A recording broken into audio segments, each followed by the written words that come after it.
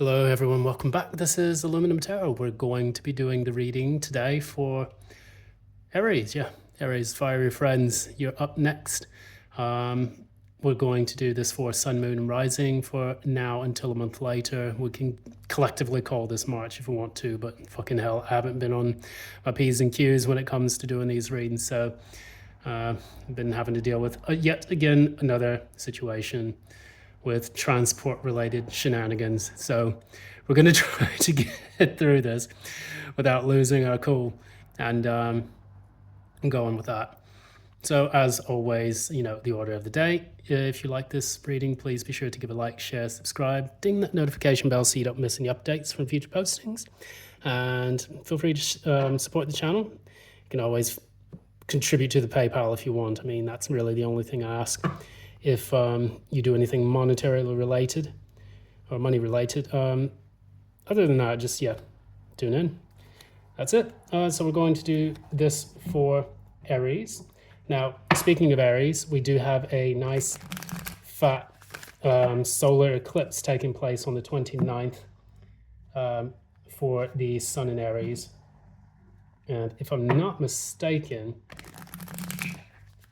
we have a current Mercury retrograde, which is absolutely cocking things up for people. We recently had a lunar eclipse that took place on the 14th. Moon in Virgo. I am a moon in Virgo, so that absolutely knocked me backwards. No pun intended, but I'm gonna try to get back on our best. Other than that, with the Mercury retrograde, the two eclipses, it's just going to be a bit of a shit show. March. Hopefully April will have better energies, but then again, we try to look at the energies that are coming in now as being positive aspects. They can be negative initially, but they do lead to better things onwards. So I'm just trying to roll with it. Again, no pun intended. What's the message for our Aries? A new start is coming, new moon. So that was kind of what we were talking about a little bit. But what this is trying to tell us is that with this new start, we've already entered into the spring equinox, which is on March 20th, if I'm not mistaken. This is your season. We are now fully in Aries season. And what we're doing is we're coming to a time in which we have new beginnings, new horizons that we can conquer. And as you can kind of see in this card, we do see that the universe is full of opportunities, full of distant stars that we can wish upon. And that there is a crux, there's a crest of light coming over the new moon, which is allowing us to see that there are new opportunities getting ready to come into fruition. So with that said, we're going to go into the tarot. We're going to see exactly what we can find with your particular period going from now until a month later. So as I shuffle this, I can say that I do love the authenticity of Aries, or Arians, as they would call themselves. Family members I know are lunar Aries, so they are probably going to feel some of the shifts taking place in that degree. I don't know many Sun in Aries, actually. Quite interesting. Most of my friends, my closest friends, are Tauruses, like me. Many of them are Aquarians as well. Librans. I resonate quite a bit with air energy to a degree. But good old Taurian friends are kind of salt of the earth, people that you can hang out with. Virgos and Libras, always a joy as well. Everyone can be good.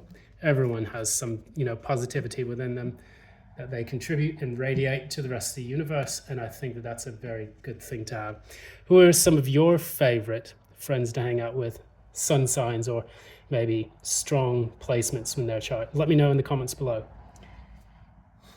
Let's go ahead. You're up. Current energy for Aries. Current energy for Aries. And as always, Jesus, we've fetched the card. Let's carry on.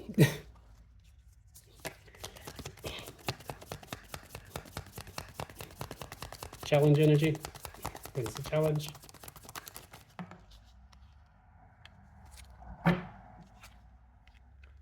Right. Recent past.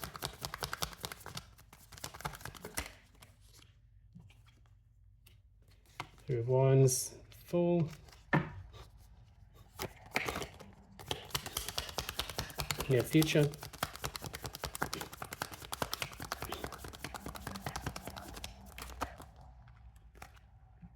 Moon. Where are we at? Core energy. Core energy for Aries. Sun, Moon, rising.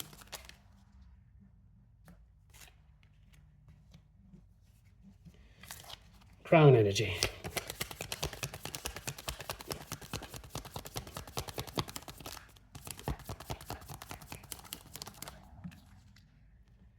Five of Pentacles in the reverse, and the ultimate outcome.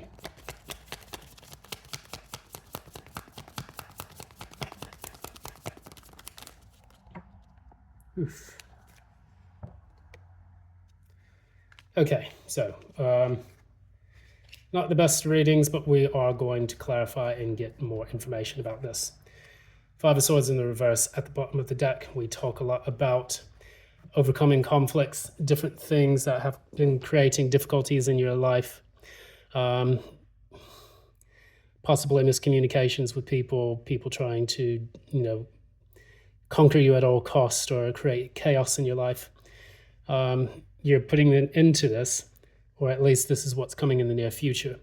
What we see right now, we have Six of Swords in the reverse, where it's a difficult transition, where it seems like it's very hard for you to give up something that may not be working out in your favor. We have the Queen of Cups and the Two of Cups in the reverse as the challenge. So it's about kind of processing the emotions caused by a separation or a falling out of love with someone that you're close to. And with this could potentially, it's quite a struggle for you, I can assume. Maybe you don't want a relationship to end. Maybe you don't want something that you're passionate about to end, like a job, whatnot. We have the Queen of Cups here. Normally that's the person who's in tune with their emotions. So you may be experiencing more like Queen of Cups in the reverse, like volatile emotional energies. Two of Cups in the reverse also indicates that it's quite difficult for you to feel attached to, the person in question, or if there was a love disconnect. It's kind of created a lot of issues. In the recent past, you had the Three of Wands with the Fool. You were hopelessly trying to wait for something to come in, and that simply just did not happen.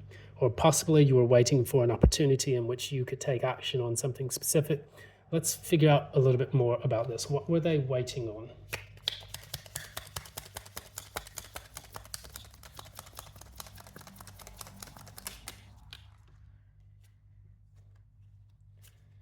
And what was the Fool about?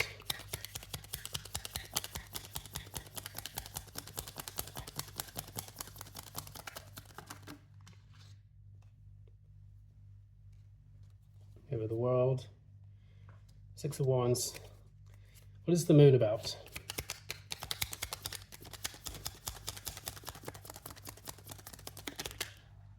We got the Fool again. So you got the Fool in the past, you got the Fool in the future. Clarify the Moon one more time.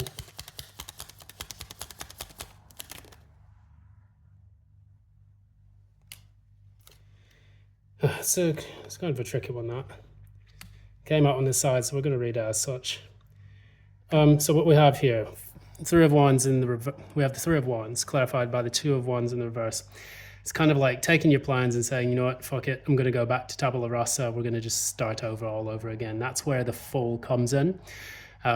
You waited long enough for something to take place. Now you're pretty much saying, okay, it's time for me to end this planning period. I'm going to just go ahead and take the risk to end something. I think actually instead of ending something, you have the World and you have the Six of Wands.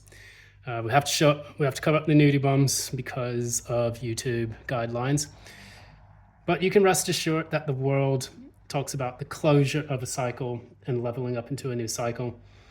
and the Six of Wands, which talks about a victory in that process, receiving attention for something. So, but I think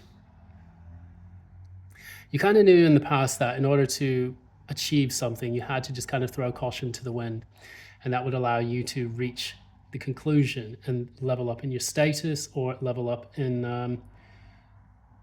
the closure of a difficult cycle. I mean, maybe you played it carefully in the past, but now you're just saying, you know what, screw it, I'm just going to do what I need to do. And that allowed for you to take action. Now you have the moon in the near future, which talks about navigating a difficult territory.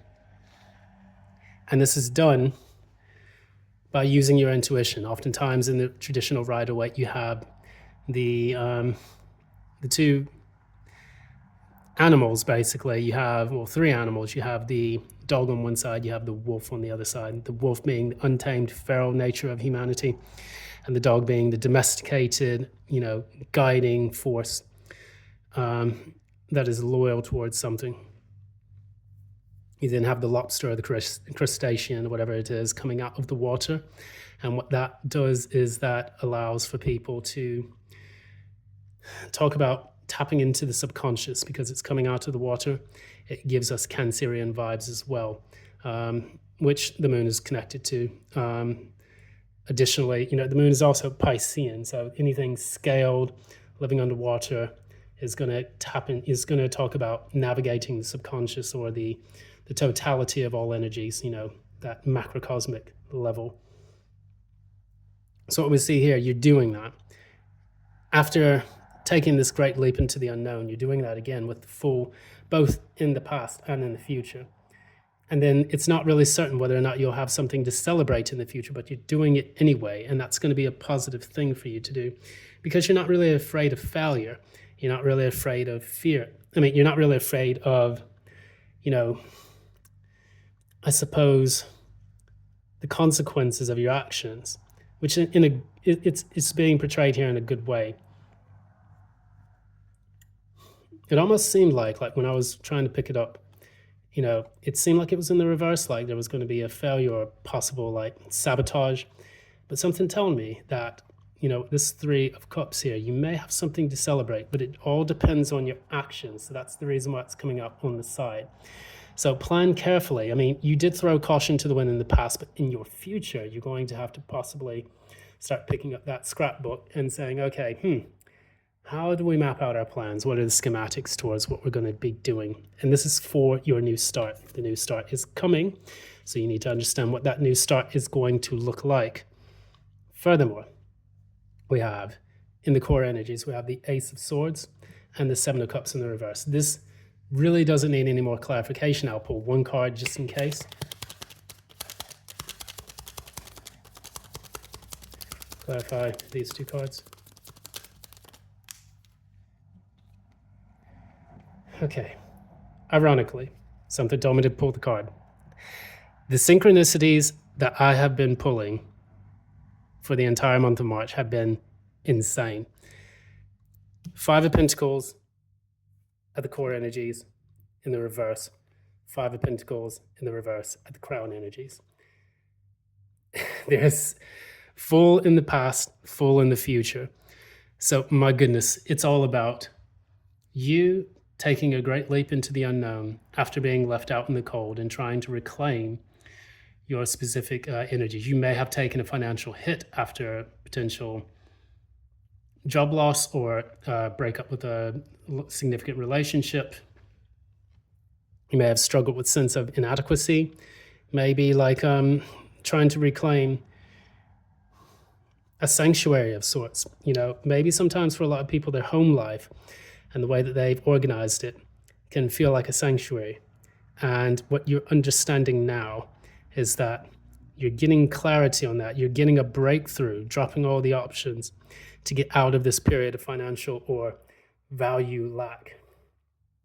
It could be a poverty mindset, or it could be actual poverty. What you are consciously aware of is the Five of Pentacles. I'm going to pull one card for that. If we get something from the core, that's just going to be insane. Tower card. So you did have a sudden, abrupt ending to something Everything within your life that you built as a foundation seems like it's crumbling down.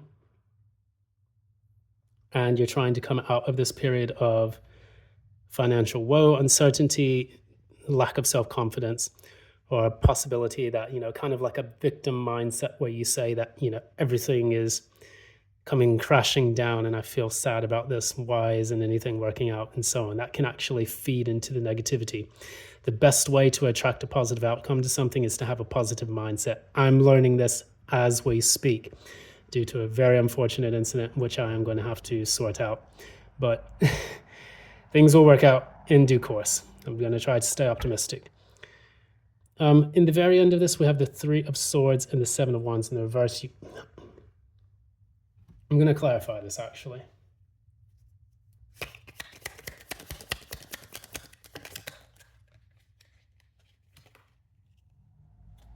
Devil. And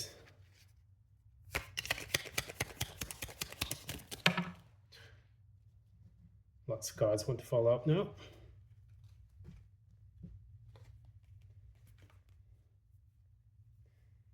So Cancer had the same cards come out. You have the 10 of Wands, the 7 of Swords, and the Ace of Wands in the reverse, clarifying the Devil. So in Cancer's reading, the cards were looking away from each other and indicating a new start. In this, they're looking towards each other, but looking back. So the 7 of Swords is looking to, facing the past, but looking to the future. 10 of Wands is facing the future, looking towards the past. And ne'er the two shall meet, as they say. If you basically